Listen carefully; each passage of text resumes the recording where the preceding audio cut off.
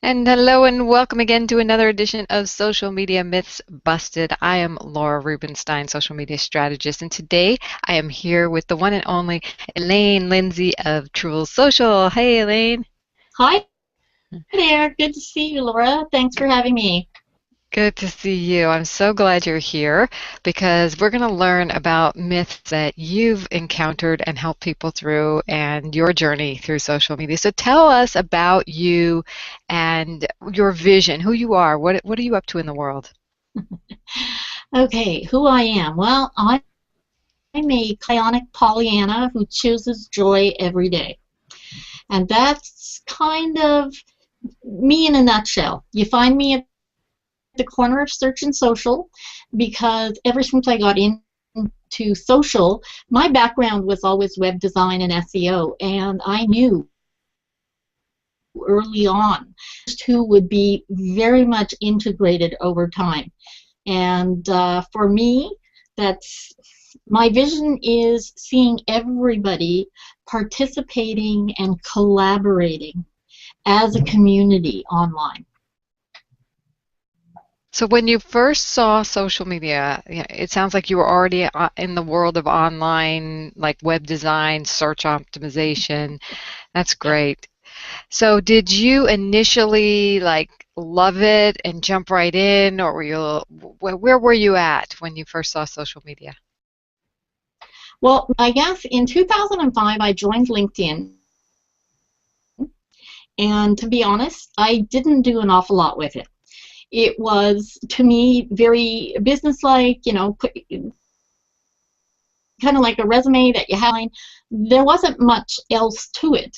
But the minute they opened Facebook to other people besides college, it's kind of funny because I got in there in order to stay connected with my adult children without annoying the hell out of them by calling them every day. But I had clients that I work with all the time, they opened pages, and I saw right away that this could be a really good marketing vehicle for clients. And without realizing that social media was in fact a genre all on its own, I was very laboriously and manually helping my clients to and do different things. That was, late 2007, early 2008. In late 2009, I think I was at a networking meeting and somebody said, you're such a queen of schmooze. You should just be in social media full time. And I said, don't be silly. That's not a job.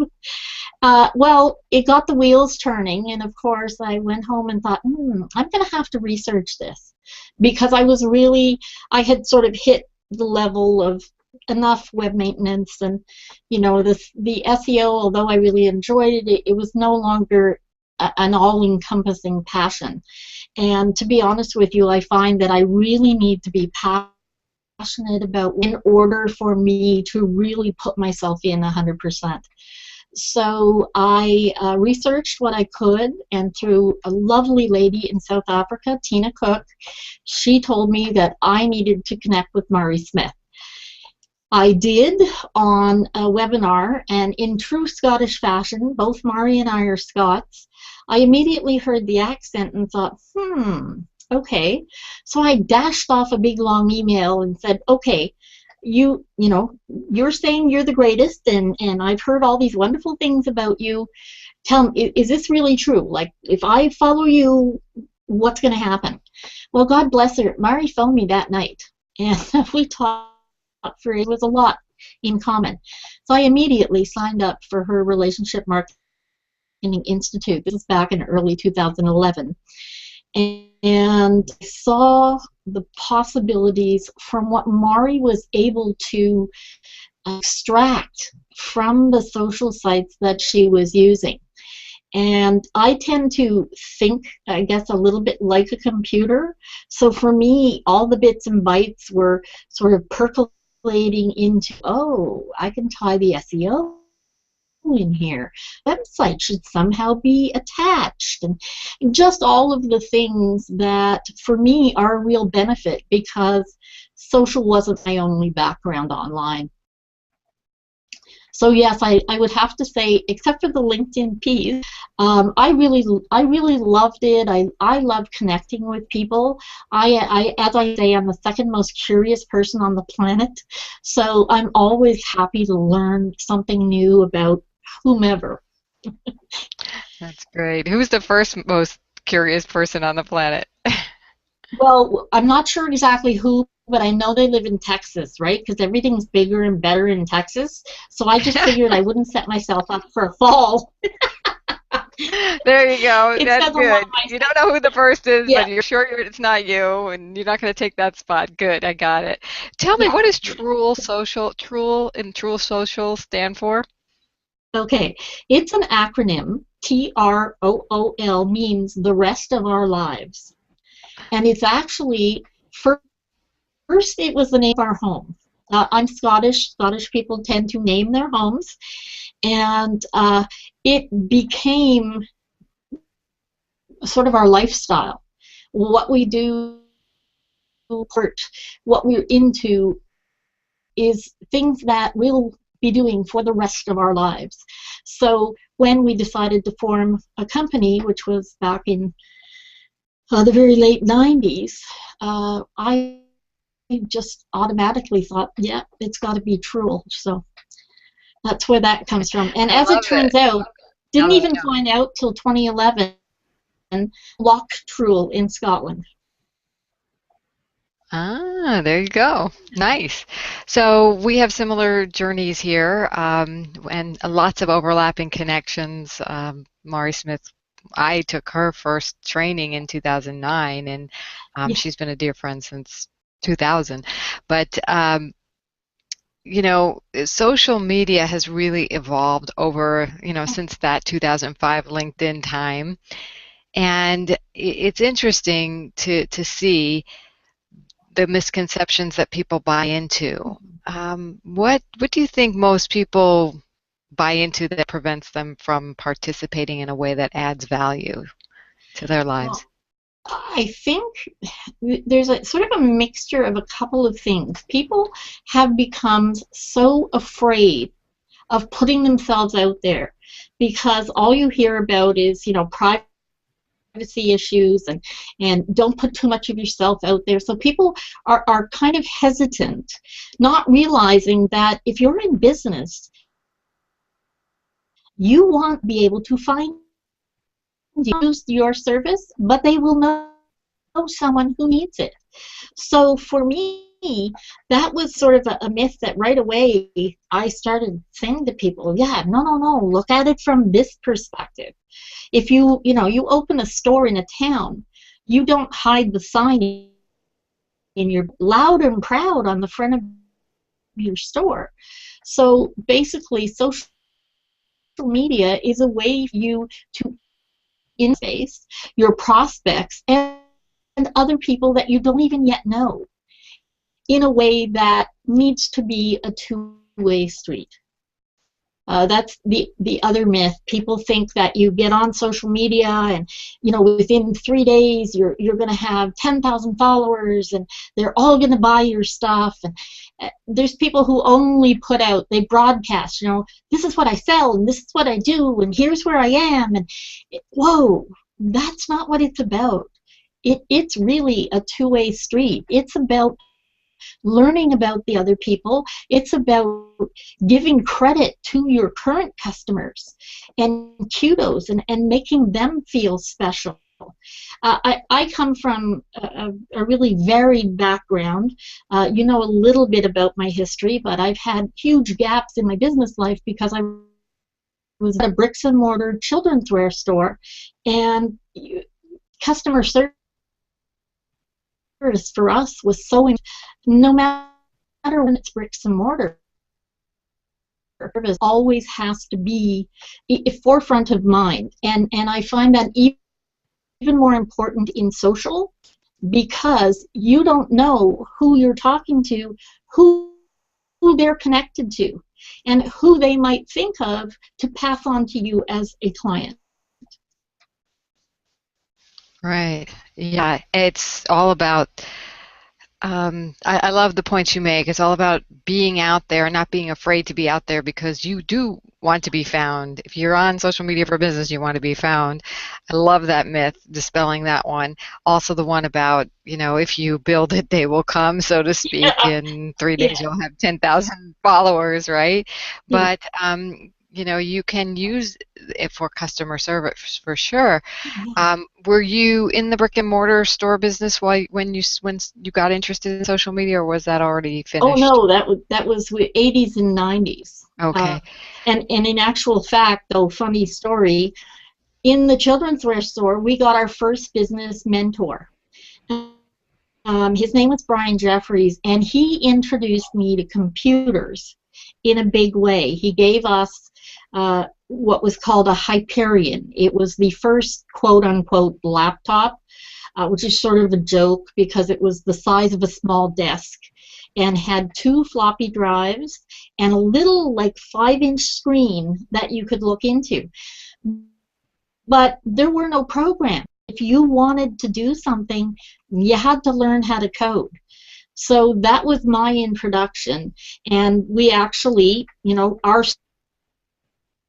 social then is that many of the clientele that came into our store had 3 children or more, which when you're selling high-end children's dresses and clothing, that's a lot of money. So he immediately instituted a 3+ club, and we kept a database. I built a database with a number of errors and had a 3+ club, and built one for a birthday club, and we had one, so we mailed to our clients. We sent birthday cards to all their kids. So we were being social long before social was social. Online. So you were social offline using the direct Yeah. mailing and building that. So you understood that two-way street. Do you have a story on social media where maybe you were surprised of the impact of social media could have? Yeah, I've actually repeatedly I've been surprised of the impact it can have. Back in 2011, I was just getting rolling in the social business, and somebody reached out to me on Facebook and said, I realized it was December 22nd, I think. Realize it's very, very close to Christmas, but you're the only person we could think of that might have the scope to be able to help out. There was a young family here in Ottawa. The woman's ex had taken her child support payments, and they had not. She had just told the youngest child that unfortunately Santa couldn't come this year, and they said, could you just maybe help us get a turkey and have a dinner and maybe a gift for each boy. Well, I put it out on Facebook and I put it out on Twitter. Three an SUV. My SUV was so full I could not see. We had coats and hats and mitts and boots for the kids, and gifts and games. And I have a friend who has no children, and God bless you, Maria. She reached out and went on a crazy shopping spree at Toys R Us and bought the kids video games and all kinds of stuff. And it was just through social that people were actually 22nd to the 24th saying, here, we've got bags. Where do we go? Where do we drop this off? And God bless my mom, who's gone. I told her what I was doing, and my mom and dad immediately sent $50 so they could help too. So it Wow, was it is really powerful. so exciting, yeah. And the guy from the video store sent them videos, and a couple of the little stores in and around Orleans sent goodies to go with the dinner. So it was really one of the most special things, and all thanks to social. Awesome. I realize that's not really a business story, but heartwarming.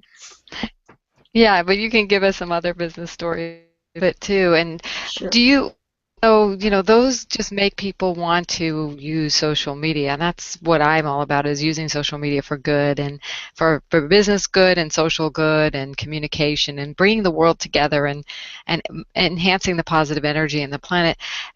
What myths do you think that people buy into from participating, that prevent them from participating on social media? And were there any you bought into?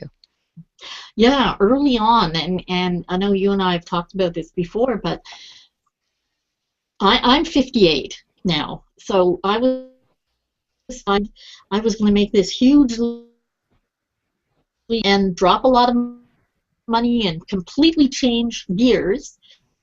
And one of the first things, the most terrifying thing for me was, oh my God, at this age, like this is for 20 something to maybe 30, maybe 33.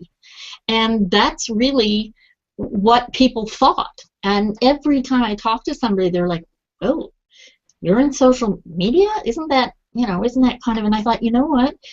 I either have to get over this and just plow ahead, or if I'm going to accept this myth as truth, then I'm just going to have to do something else. And I'm I'm incredibly stubborn and fell so madly in love with all this interaction that I just said, oh, to hell with it. And here I am.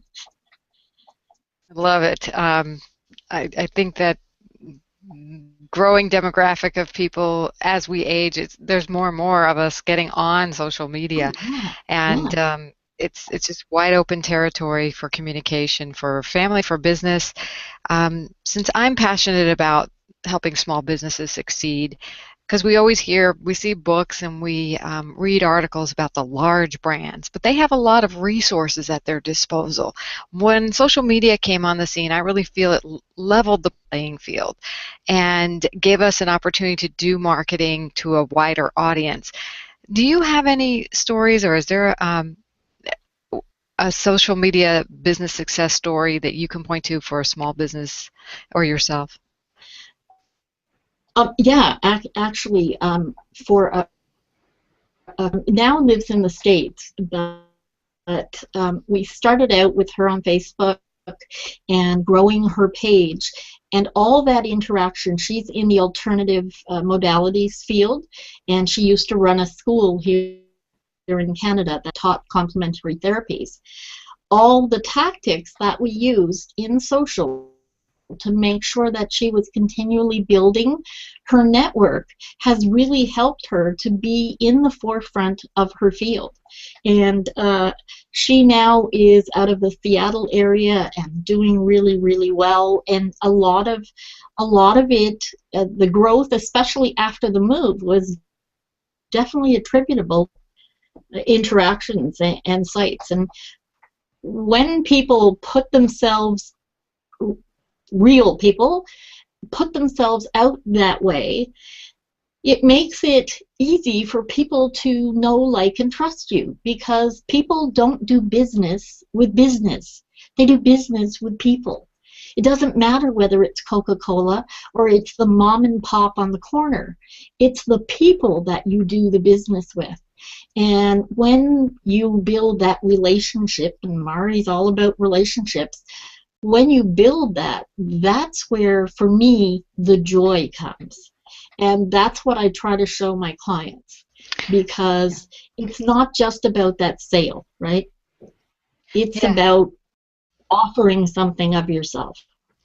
And it even seems like it's easier for the small business owner to build that relationship. Is there anything in particular this alternative, client of yours in the wellness field did that made a difference and really helped her success or his success? Well, she put out a lot of questions, and she put out articles that were useful for lots of people, not clients or prospects, but articles that were really informative. Different types of green tea. What's the benefit of green tea? How does that help you? What's the benefit of reflexology?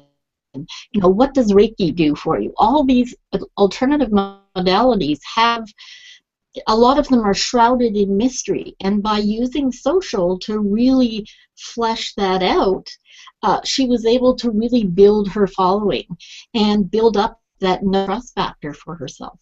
She was building herself as an expert and a resource. So when she'd ask the question, she'd also answer those questions, like what is Reiki and. Absolutely, absolutely. And she would often put out, what is your greatest challenge in XYZ in some part of your life, and then be able to offer great information on ways to handle that or ways to deal with it, different meditation techniques, all kinds of beneficial and free information that people take away. So when the time came, if they thought of someone that needed her services, they would always put her up as, well, go to her, go to Good. her. It's good marketing I, practice. I don't want, yeah, I don't want to, I have so many wonderful clients, I don't want to upset anybody by mentioning a name, so I'm just going to, Yeah, no need to mention we'll names. just tell We the just love story stories. that way.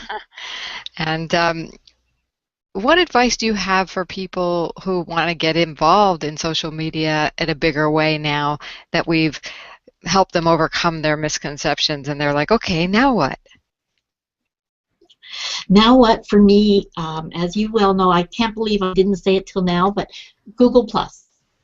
Google Plus, to me, is the starting place if you want to grow with a in social. Then you need to be on Google Plus, because guess what? It's not a social site. It's a social layer of not one, but the two top search engines in the world. Okay? And everything we do is about getting found. So why not start from search? And that for me, I got in there, as you know, early adopter, 2011, day 3.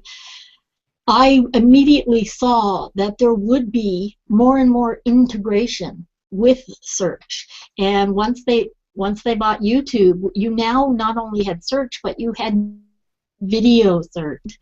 You can literally jump us and build from there, so that when you go to the social sites that are relevant to your target audience, because they're not always the same, and a lot of companies are still, a lot more people are getting there because they realize that integration is an invaluable tool that you really need to have.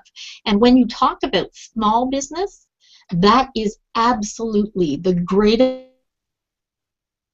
leveler, having Google in your pocket, which is basically what it amounts to. When you add authorship to your site, and there's so many different pieces that you can utilize to really help your social activity. Hangouts on Air is a wonderful tool that people can use, not just for prospects, not just to get the message out, but what a great way to give kudos to the clients you have, to help them if they have questions. Once a month, do an interactive in a Google Hangout and offer your customers the chance to talk to you one-on-one. It's really cool. But I'll stop I love it. talking about Google forever. And we should probably have another hangout where we do that. So we will, as a matter of fact. And Absolutely. how can people find you if they want to learn more about Google Plus or they want to just stay in touch with you? Well, you can find me on my sites, which one is Truel Social. That's TROO social.com. Or you can simply put in the plus sign and Elaine, one word, and you'll be taken to my Google Plus page. Nice. Great. Or That's Elaine good. Lindsay, all of those places. Yes. Great. Well, thank you so much for sharing your wisdom and busting through those myths with us today. We will see you on Google Plus and out there on the social media networks. And everyone, have a great day. And thanks again, Lindsay. Elaine. Elaine Lindsay. No problem, Rubenstein. Laura. I love it. All right. Well, Make it a great day. thanks.